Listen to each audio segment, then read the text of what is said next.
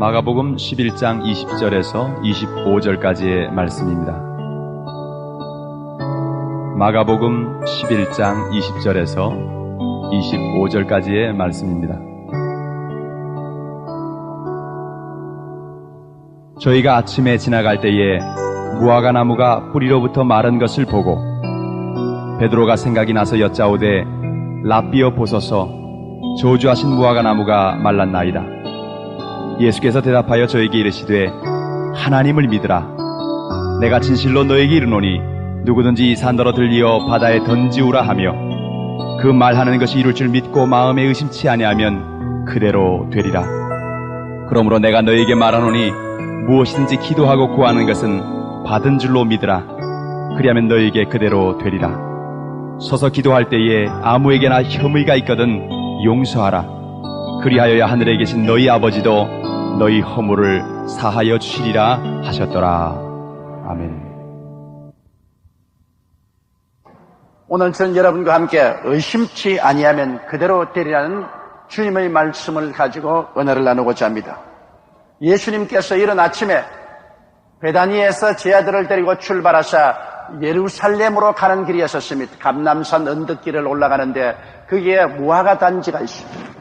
주님께서 아침 식사도 아니하시고 가시는 길이라 시장하셔서 그 무화과 단지 나무 중에 가장 크고 잎이 무성하고 잘생긴 무화과 나무 밑에 가서 무화과가 있는지 주님께서 자세히 살펴보셨습니다. 그런데 아직 무화과의 때가 아니었습니다. 그래서 무화과가 보이지 않았습니다. 그러자 주님께서 제 아들이 다 듣는 앞에서 엄숙하게 무화과를 보고 주님께서 우셨습니다. 다시는 사람이 내게서 과일을 따먹지 못하리라. 제 아들은 우연히 그냥 듣고 주님께서 시장하셨는데 무화과 열매가 없으니까 주님이 화가 나셔서 그렇게 하시는가 보다 그렇게 생각하고 예루살렘으로 들어갔었습니다. 하루 종일 예루살렘에서 말씀을 증거하고 사역을 마치신 후에 저녁에는 다시 베다니로 나오셔서 주님께서 베다니에서 주무시고 그 이튿날 또 일찍이 베다니에서 일어나서 그 무화과 나무 단지 옆을 주님께서 무심코 지나가는 척 하셨습니다. 근데 베드로가 보니까 어제 주님께서 우지제신 그 무화과 나무가 뿌리채로 싹 말라버렸습니다. 바싹 말랐습니다. 너무 놀라서 주여 주여, 주님께서 저주하신 무화과가 말랐나이다. 그때 예수님께서 제 아들을 둘러보시고 그 무화과 나무 곁에 서서 말씀하셨습니다. 하나님을 믿어라. 누구든지 이 산들을 명하여 저 바다에 던지라 하고 그 말한 것이 이룰 줄 마음에 믿고 의심하지 아니하면 그대로 되리라. 누구든지 서서 기도할 때 기도하고 구한 것은 받은 줄로 믿어라. 그리하면 그대로 되리라. 그리고 서서 기도할 때 아무에게나 혐의가 있거든 용서하라. 그리하여 하늘에 계신 내 아버지께서도 너희 죄를 용서하여 주시리라. 이렇게 하심으로 우리 주님께서 믿음의 위대한 능력과 그 믿음을 어떻게 사용하는가에 관한 교훈을 가르치신 것입니다. 주님께서 무화과 나무의 때가 아직 이르지 않은데 화가 나서 부짖을 턱이 없습니다. 제자들에게 믿음이란 얼마나 위대한 힘을 발휘할 수 있는지 그 교훈을 가르치기 위해서 주님께서 그렇게 하신 것입니다. 그래서 주님은 이 교훈을 통해서 제자들에게 믿음의 위대한 능력을 가르치신 것입니다. 첫째로 주님께서 하신 말씀이 하나님을 믿어라. 그렇게 말씀하셨습니다. 여러분, 성경 말씀은 믿음은 사랑으로 말미암는다고 했습니다. 사랑이 없으면 믿음은 뿌리를 내리지 못합니다. 믿음이 뿌리를 내리고 활동하기 위해서는 사랑의 밭이 이루어져야만 되는 것입니다. 그러므로 하나님을 믿으라는 것은 하나님을 사랑하고 섬기는 마음의 바탕을 먼저 가지라는 것입니다. 하나님을 사랑하지 않은데 하나님을 믿을 수가 없습니다. 하나님의 사랑을 받고 있지 않은데 하나님을 어떻게 신뢰할 수 있는 것입니까? 그러므로 우리가 하나님을 사랑하고 섬길 때 우리 마음속에 믿음이 생기라는 것을 주님께서 기원하는 것입니다. 여러분, 우리가 하나님을 사랑하고 섬기려면 어떻게 해야 되겠습니까? 가장 기본적으로 간단하게 주일 예배를 꼭 지키는 것이 하나님을 사랑하는 모습인 것입니다. 여러분은 오늘 정말로 하나님을 사랑하기 때문에 이 주일 하나님이 성전에 나와서 이렇게 예배를 드리는 것입니다. 전 서울대학교 행정대학원장이었던 유훈 장로님께서는 그런 간증을 하셨습니다. 1953년 한국 동란이 일어났을 때 다 부산으로 피란 갔는데, 그런 그때 부산에서 대학생으로서 공부를 하다가 고등고시 행정과에 응시하게 된 것입니다. 그런데 월요일 날 시험을 치는데 가장 중요한 8과목이 월요일 날 배정되었습니다. 그런데 시험생들이 모두 다 주일날 열심으로 공부를 하고 온 도서관에 가서 책을 들여다보는데, 이 여론은 예수님을 열심히 믿고 꼭 성수주의를 한 날이라 마음속에 폭풍우가 일어났습니다. 한 번쯤 주의를 어기면 어떠냐. 내일 고등고시 시험이 있는 것이니까 오늘 주일날은 그만 교회 가지 말고 열심히 복습을 하는 것이 좋지 않겠냐. 그런 많은 고민을 하다가, 아니라 그 나라와 그 일을 먼저 구하라고 했으니 내가 하나님 먼저 주시겠다. 그래서 그런 내일 고등고시를 주고 오늘 교회 나가서 열심으로 주님을 섬기고 하루 종일 성경책 이외에는 아무 책도 보지 아니하고 찬송가 이외에는 아무 노래도 부르지 않았어요.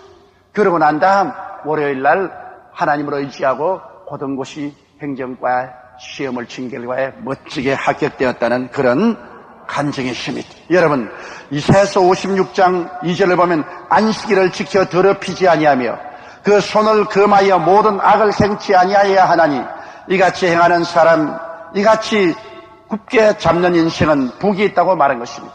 그러므로 주님을 사랑하는 증거는 성수주의라는 것입니다. 그날에 와서 주님을 만나 뵙고 말씀을 듣고 예배 드리는 것, 이것 주님이 크게 기뻐하시는 것입니다. 또 주님을 사랑하는 사람은 말할 필요 없이 11조를 드려 하나님을 섬기는 것입니다.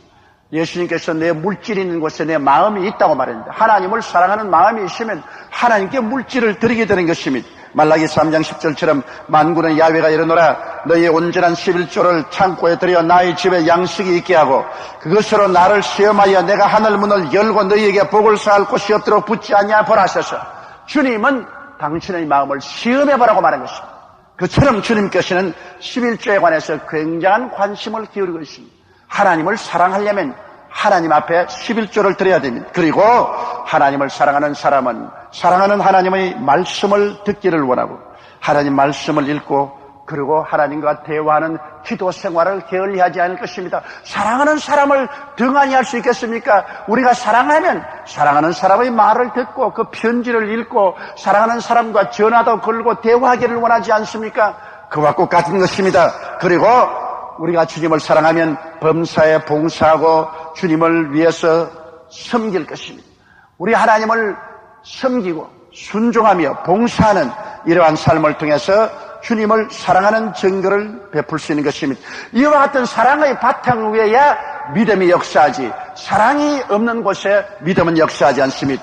그렇게 사랑이 역사할 때 하나님을 믿으려고 하면은 분명한 목표와 꿈을 가져야만 되는 것입니다.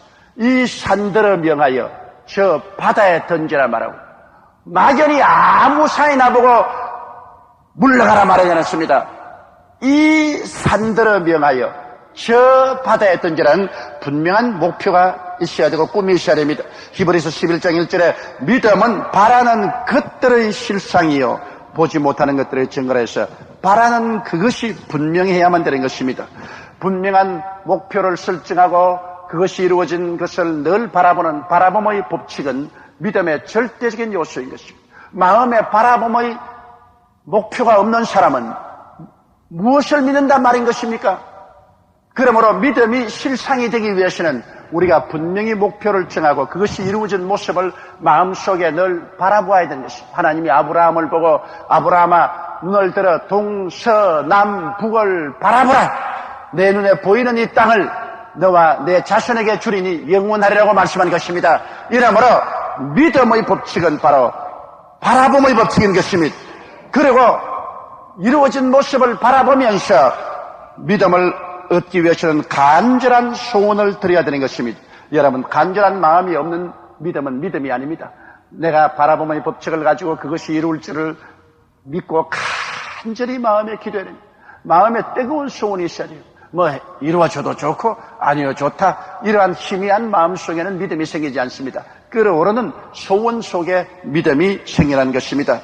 간절한 소원을 가지고, 자동적으로 간절한 소원을 가지면 뜨거운 기도를 드리게 되는 것입니다. 예레미야서 33장 3절에 너희는 내게 부르짖어라, 내가 내게 응답하겠고 크고 비밀한 일을 내게 보여주라 했으므로, 부르짖는다는 것은 뜨겁게 기도하는 것을 말하는 것입니다. 어제로 제가 기도원에 가보니까 추석인데도 불구하고 기도원에 인산인해로 사람들이 모여서 간절한 기도를 드립니다. 제가 기도굴에 들어야 있는데 옆 기도굴에서 얼마나 목이 터지라고 부르짖어 기도하는지, 정말 그 기도 소리를 들을 때 하나님이 저 기도를 응답하지 않겠는가, 그런 마음이 생겼습니다.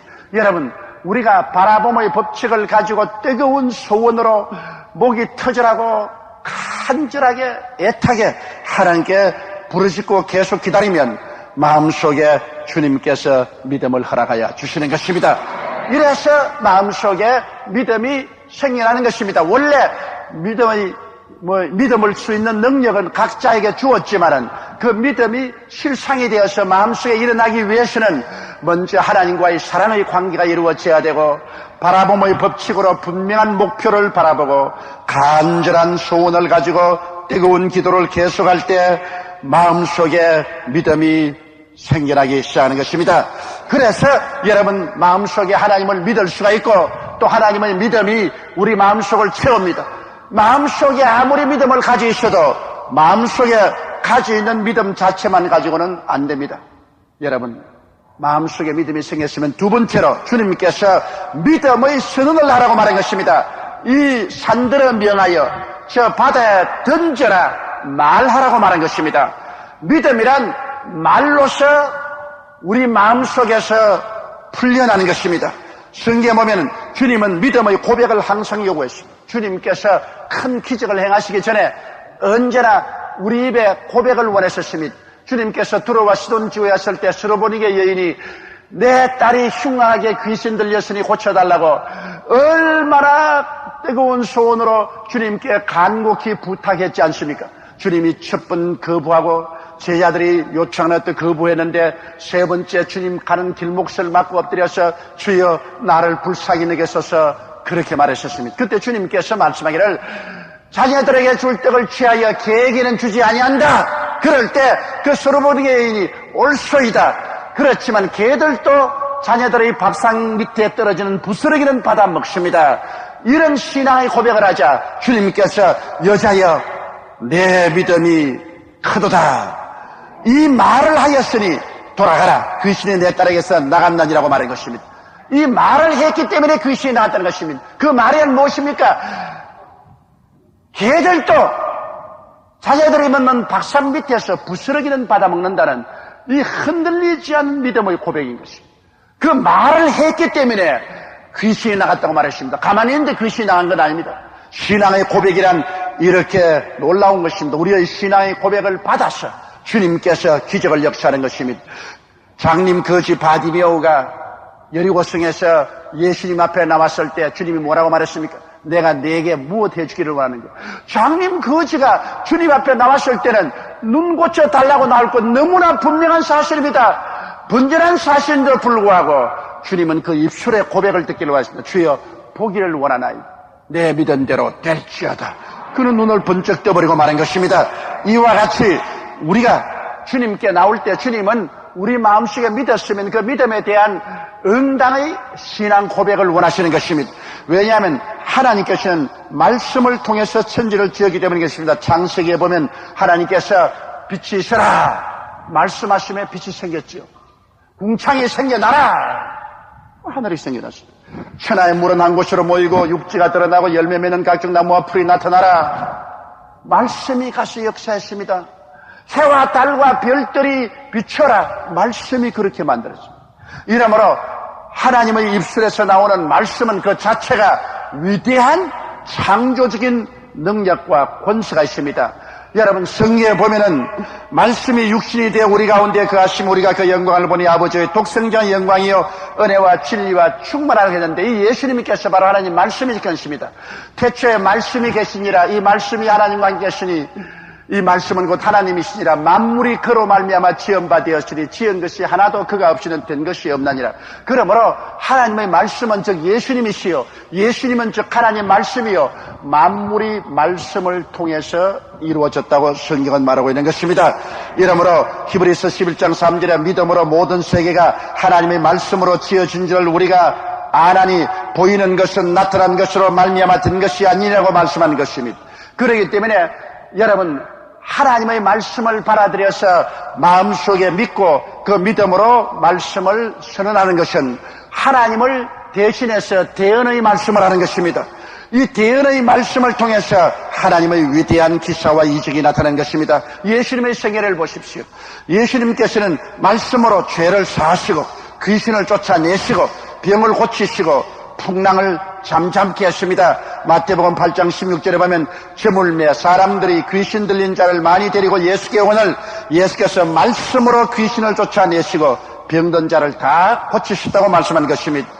또 마태복음 8장 26절로 27절에 보면 예수께서 이르시되 어찌하여 무서워하였냐 믿음이 적은 자들 하시고 곧 일어나 바람과 바다를 꾸짖으신데 아주 잔잔하게 되거늘 그 사람들이 기이 여겨 가로되 이 어떠한 사람이기에 바람과 바다도 순종하는 것. 주께서 말씀으로 풍랑도 잠잠케 하신 것입니다. 제가 온 세계 다니면서 만민에게 복음을 전하고 있지 않습니까? 말씀을 전가하면 그 말씀을 듣고 사람들이 회개하고 수천 명 수만 명씩 나와서 그 인생을 주께 바칩니다. 말씀을 전하지 않았으면 그런 일이 안 생길 것인데 말씀이 전해지자 성령이 그 말씀을 통하여 역사해서 사람들의 마음을 변화시킵니다. 또 병든 자를 고치는 것도 그것입니다. 기도하고 난 다음에 하나님 성령께서 주시는 계시를 쫓아서 말씀으로 선언할 때 그 사람이 낫습니다. 말씀으로 선언 안 하면 그대로 있어요. 그러나 말씀으로 선언하면 그 말씀이 나가서 성령으로 역사하셔서 기적이 일어나는 것입니다. 성령은 우리의 말씀을 받아서 창조적인 기적을 행하시는 것입니다. 이렇기 때문에 여러분의 마음속의 믿음을 언제나 입술로 고백하십시오. 그러면 성령께서 그 고백을 받아서 놀라운 기적적인 역사를 베풀어 주는 것입니다. 우리 구원 자체가 입술로 시인해야 구원받기 때문에 회개할 사람 일어나라고 하고 난 다음 언제나 입술로 고백을 하도록 기도를 따라하라고 하지 않습니까? 여러분 성경 말씀에 사람이 마음에 믿어 의에 이르고 입으로 시인하여 구원에 이른다고 말한 것입니다. 입술로 시인하지 아니하면 구원에 이르지 않습니다. 사탄이 사람을 시험할 때 언제나 입술로 하나님을 부인하게 만듭니다. 공산주의자들이 침략해 주의 종들이나 장로나 교회 성도를 붙잡았을 때 언제나 대중 앞에서 예수님을 부인하라고 말한 것입니다. 입술로 부인하면 그만 신앙이 사라지기 때문에 끝까지 입술로 부인하라고 말했습니다. 그러나 예수 그리스도가 구주라는 것을 부인하지 않기 위해서 수많은 주의 종들과 성도들이 그들의 목숨을 바치고 순교를 했던 것입니다. 이러므로 여러분 입술의 고백은 그와 같이 대단히 중요합니다. 마음속에 믿음이 생겼으면 눈에는 아무 증거 안 보이고 귀에는 아무 소리 안 들리고 소연 잡힌 거 없어도 이 산들을 명하여 저 바다에 던지라고 말하라고 하신 것처럼 우리가 말하는 그런 신앙을 가져야만 되는 것입니다. 우리가 다른 사람에게 전도하는 것도 입술의 고백입니다. 예수 믿고 구원받으십시오. 예수 믿고 영원한 생명을 얻으십시오. 혹은 지옥의 불에서 건져냄을 받으십시오. 입술의 고백입니다. 내가 다른 사람에게 전도하지만은 내게는 입술의 신앙 고백이 되기 때문에 그것이 도로 내게 돌아와서 나에게 큰 축복이 되고 내 믿음을 강화시키는 것입니다. 내가 남에게 전도하는 신앙의 고백을 하지 아니하면 내 믿음도 희미하고 약해지고 흔들리게 되는 것입니다. 신앙의 증거, 이것은 다시 말하면 입술의 고백이라는 것을 알아야 되는 것입니다. 셋째로 주님께서 마음에 의심치 아니하면 그대로 되라고 말한 것입니다. 자, 내가 믿음을 가졌고 입술로 고백했지만은 그 다음 문제는 마음속에 의심이 다가와서 그 마음이 흔들리게 되고 그 다음에는 부정적인 말을 해버리면 모든 신앙은 다 새겨져 버리고 마는 것입니다. 그렇기 때문에 믿음과 그 믿음을 고백했으면 끝까지 믿음을 잡고 있어야지 마음에 의심하면 안 됩니다. 그러므로 어떻게 해야 의심하지 않을 수 있습니까? 성경에는 주님께서 그것이 이룰 줄을 믿으라고 말한 것. 오직 성공을 생각하고 부정적인 생각을 받아들이지 말아야 되는 것입니다. 여러분, 성경에는 요한복음 14장 12절에 내가 진실로 진실로 너에게 이르노니 나를 믿는 자는 나의 하는 일을 저도 할 것이요 또한 이보다 큰 것도 하리니 이는 내가 아버지께로 감이라고 말씀하는 것입니다. 이러므로 우리 예수 믿는 사람들이 주님께서 행한 일도 행하고 그보다 더 큰 것도 행했다고 했기 때문에 마음에 강하고 담대한 배짱을 가지고 꼭 내가 믿고 말한 대로 이룰 줄 마음에 믿고 부정적인 생각이나 말을 하지 말아야 되는 것입니다. 조금 있다가 그만 나는 못해요, 안 돼요, 할 수 없어요, 나는 패했어요, 이런 말을 하면 안 됩니다. 그러면 내 마음속에 믿었던 것을 다 부인해버리고 마는 것입니다. 내 입의 말로 내가 묶였으며 내 입의 말로 내가 사로잡힌 바 됐다고 말하는 것입니다. 땅에서 무엇인지 매면 하늘에서도 매일 것이요 땅에서 풀면 하늘에서도 풀리라고 하는 것입니다. 매고 푸는 것을 입술의 말로서 하는 것입니다. 그렇기 때문에 우리가 꼭 마음에 이룰 줄 믿고 긍정적인 생각을 하고 부정적인 생각을 하지 말아야 되는 것입니다. 그리고 예수님께서는 의심치 말라고 말하셨습니다. 의심을 가져오는 우리의 모든 감각을 차단하고 또 옆에 가서 사람들이 자꾸 의심적인 질문을 하는데 그러한 사람들을 피하고 의심스러운 환경을 피해야 되는 것입니다. 성경 야고보서 1장 6절로 8절에 보면 오직 믿음으로 구하고 조금 더 의심하지 말라. 의심하는 자는 마치 바람에 밀려 요동하는 바다 물결 같으니 이런 사람은 무엇이든지 죽게 얻을 것을 생각지 말라. 두 마음을 품어 모든 일에 정함이 없는 자로다. 의심이 들어와서 우리 마음을 짜게 하셔 두 마음을 품게 합니다. 믿는 마음도 있고 안 믿는 마음도 있고 믿고 싶은 마음도 있고 두려워하는 마음도 있고 마음을 짜게 하는 칼이 바로 의심인 것입니다. 그러므로 우리는 긍정적으로 생각하고 의심을 단호하게 차단해버려야 되는 것입니다.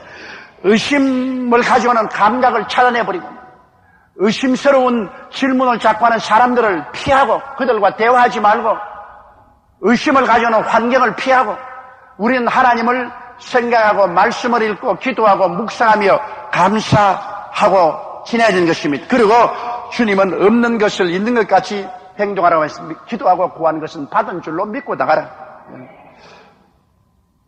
그러므로 우리 하나님은 죽은 자를 살리시며 없는 것을 있는 것 같이 부르신 하나님이기 때문에 아예 의심 안 하려면 눈에는 아무 증거 안 보이고 귀에는 아무 소리 안 들리고 손에 잡히는 건 없어도 없는 것을 있는 것 같이 이미 바라보고 믿고 행동해야만 되는 것입니다. 없는데도 벌써 있다고 생각합니다. 거의 뭐 의심 들어올 여가가 없지. 나는 있다. 나는 이미 구원받았다. 나는 치료받았다. 나는 축복을 받은 사람이다. 나는 기도 응답을 받았다. 없는 것을 있는 것 같이 우리가 생각하고 믿고 행동하고 말합니다. 그리고 끊임없이 감사와 찬양을 드리라고 말씀한 것입니다. 왜냐하면 무엇인지 하나님께로부터 은혜를 받았으면 여러분 감사하지 않습니까? 우리가 선물 받아도 감사합니다. 안 받은 사람이 감사합니까? 받은 사람이 감사하죠. 그러므로 이미 내가 없는 것을 있는 것 같이 받은 줄로 안다면은 주님께 끊임없이 감사의 제사를 드려야 되는 것입니다. 히브리서 13장 15절에 이러므로 우리가 예수로 말미암아 항상 찬미의 제사를 하나님께 드리자. 이런 그 이름을 증거하는 입술의 열매라고 말하는 것입니다. 우리가 항상 하나님께 감사하고 찬송하고 은혜를 감사해야 되는 것입니다. 그리고 우리가 의심을 물리치기 위해서는 용서를 실천해야 되는 것입니다. 미워하는 마음은 포도원의 작은 여우와 같아서 믿음의 뿌리를 삭독삭독 잘라먹습니다. 우리 마음속에 미워하는 마음이 있어도 그거 어떨까? 그런데 그 미워하는 것이 바로 작은 여우입니다. 이스라엘에는 이 포도원에 쥐새끼만한 여우가 있어요. 여기 들어가가지고서 뿌리를 파헤쳐버립니다. 뿌리를 잘라버리니까 꽃필 때 그만 다 포도가 말라버립니다. 이 쥐새끼 같은 여우 새끼를 잡아야 돼요. 우리의 마음속에 미워하는 것은 우리 마음속에 숨어 있어서 우리 마음 밑에 신앙의 뿌리를 삭독삭독 잘라버린 것입니다. 이러기 때문에 주님께서 말하기를 누가 네게 혐의가 있거든 서로 용납하여 피차 용서하되 주께서 너희를 용서하신 것과 같이 너희도 그리하고 이 모든 것 위에 사랑을 더하라. 이는 온전케 매는 띠라고 말한 것입니다. 그렇기 때문에 우리가 용서하는 마음이 없고 계속해서 미워하고 있으면 우리 마음속에 믿음은 역사할 수 없는 것입니다. 그러므로 믿음이 역사하고 열심히 들어오지 않기 위해서는 우리가 미워하는 생각이 없어져야 하는 것입니다. 우리가 믿음으로 역사하려고 하면은 자꾸만 마귀가 사람하고 다투게 만듭니다. 가족들 간에 다투고 이웃 간에 싸움과 시비에 걸리게 만들어서 그를 통해서 믿음의 뿌리를 뽑으려고 하는 것입니다. 이러기 때문에 믿음으로 역사할 때는 시비에 걸리지 말게 해야 되는 것입니다. 항상 주여 시험에 들지 말게 하옵시며 다만 악에서 구하여 달라고 기도하고 그리고 마음속에 미움이 들어오지 않도록 내 스스로를 방위하고 용서해야 되는 것입니다. 여러분, 믿음이란 불가능에 대한 일대 도전입니다. 예수 믿지 않은 사람은 도저히 상상도 할 수 없는 그러한 불가능에 대한 도전인 것입니다. 주님께서 뭐라고 말했습니까? 이 산들을 명하여 저 바다에 던지라고 말하는 것은 엄청난 일입니다. 산이 어떻게 뽑혀서 바다로 던집니까? 그러나 주님께서는 그만한 믿음의 도전을 가지라는 것입니다. 인생을 살아가는데 인간으로서 도저히 상상할 수 없는 그러한 문제가 있을지라도 믿음은 그것을 능히 이길 수가 있다는 것을 주님께서 말씀해 주시면서 이 산들을 명하여 저 바다에 던지라고 말한 그러한 마음의 배짱을 가지라는 것입니다. 그렇기 때문에 우리들은 이 세상에 살면서 꿈을 크게 가져야 됩니다. 작은 꿈을 가지면 안 돼요. 꿈을 크게 가져야 큰 믿음이 생겨나는 것입니다. 쥐새끼만한 믿음을 가지면 믿음도 쥐새끼만한 믿음밖에 안 생기는 것입니다. 호랑이 같은 꿈을 가지면 호랑이 같은 믿음이 있습니다. 큰 꿈을 갖죠. 그리고 우리 예수 믿는 사람은 담대한 마음을 가져야 하는 것입니다. 너희가 담대함을 버리지 말라. 이것이 큰 상을 한다 그러는데 언제나 마음이 불안과 공포에 떨고 항상 움츠러지고 뒤로 물러가면 아무것도 할 수 없죠. 뒤로 물러가면 내 마음이 저를 기뻐하지 않으랴. 나의 이는 믿음으로 말미암아 살리라고 말씀한 것입니다. 그러므로 담대한 마음을 가져야 되는 것입니다. 그리고 그 다음에는 배짱 있게 믿고 입으로 시인하고 그리고 의심을 내어 던져버리고 믿음으로 밀고 나가면 하나님의 위대한 기적은 오늘날도 우리의 환경 가운데 나타나는 것입니다. 우리 하나님께서 각 사람에게 분량대로 믿음을 주셨다고 말하는 것입니다. 예수를 구주로 믿은 모든 사람은 분량대로 믿음을 가지고 있습니다만 그 믿음을 활용하지 못하고 있습니다. 오늘 예수님의 말씀을 따라 우리는 하나님을 믿고 그리고 담대한 신앙의 선언을 하고 신앙 고백을 하고 의심을 박차고 계속 기도해서 하나님의 기사와 이적과 능력이 우리의 생활 속에 나타나도록 운행하시기를 주님 이름으로 축원합니다.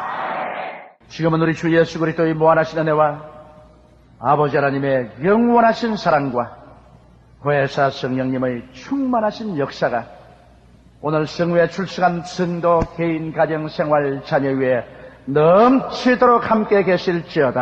아멘.